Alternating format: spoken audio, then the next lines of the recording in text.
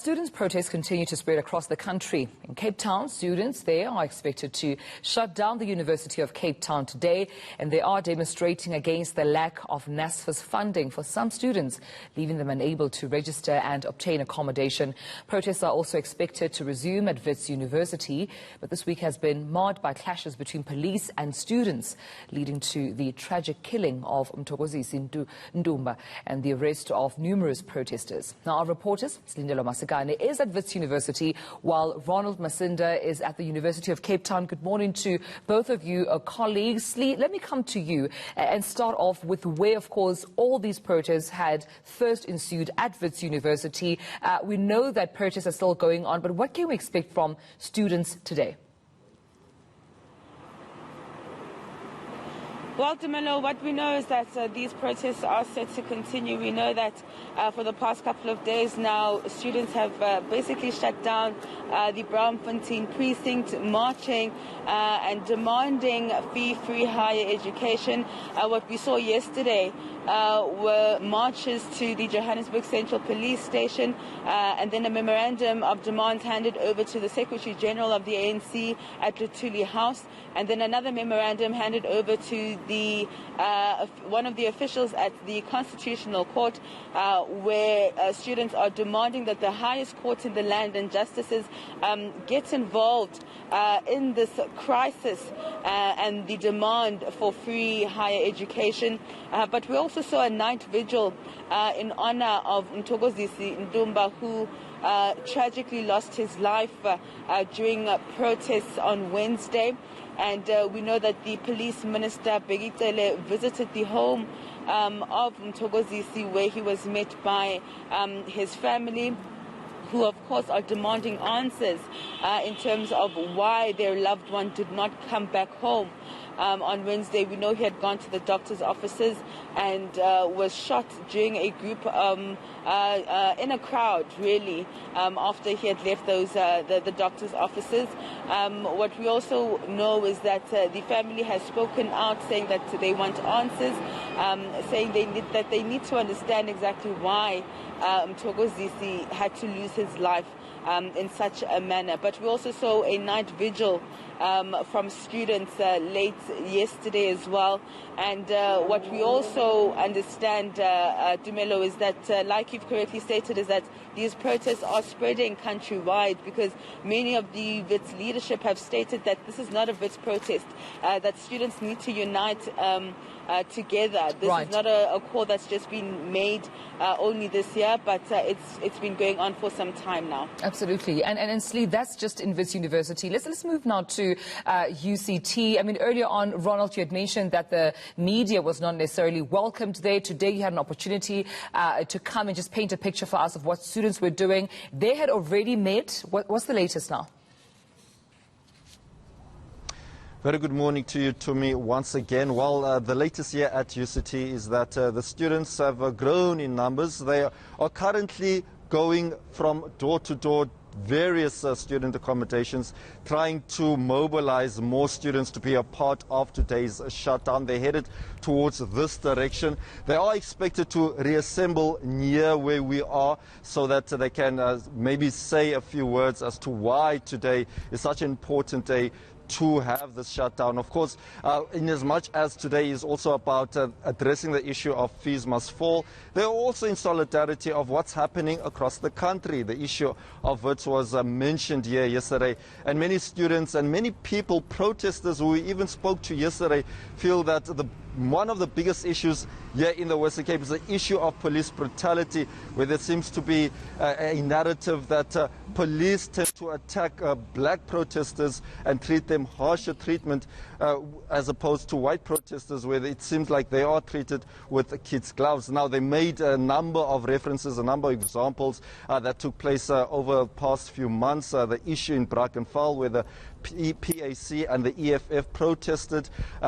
Much of the agony was how the police handled using heavy-handedness during those protests. There was also mention of quite a number of land invasions where a number of people were attacked by police and law enforcement.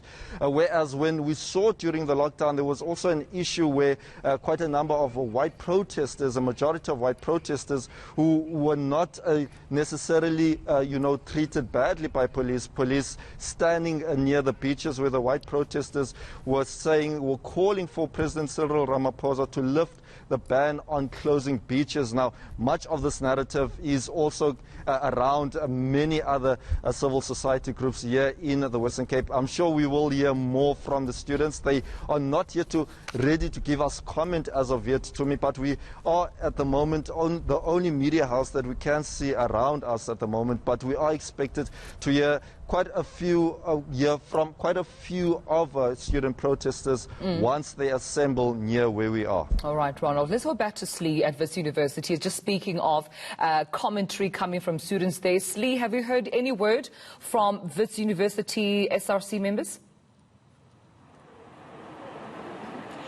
Not today. As you can see, it's still a bit quiet. We're only seeing public order policing stationed outside the university. But I did have an opportunity to speak to one of the SRC members during the marches yesterday, where they did reveal, of course, that you would remember that some students were arrested on Wednesday.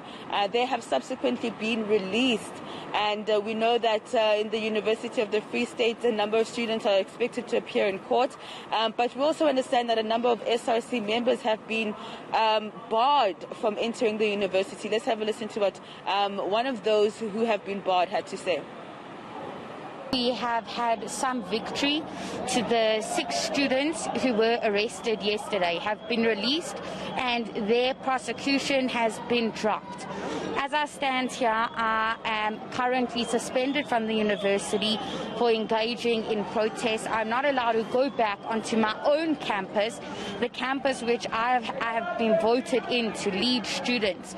And this is merely because we are standing up for students who are not able to stand up for themselves, students who do not have a voice. And we are put in the position where we have to fight for them. Yet administration, government, the institution themselves do not want to listen, do not want to engage, and do not want to hear the cries of all our students. And this is not anymore a Wits situation. This is not anymore just a Gabi situation. This is university students, TVETs, and all South Africans. So we ask everyone, we ask civil society, corporates, institutions, students, workers to join us as we fight for the struggle of free, decolonized education in South Africa.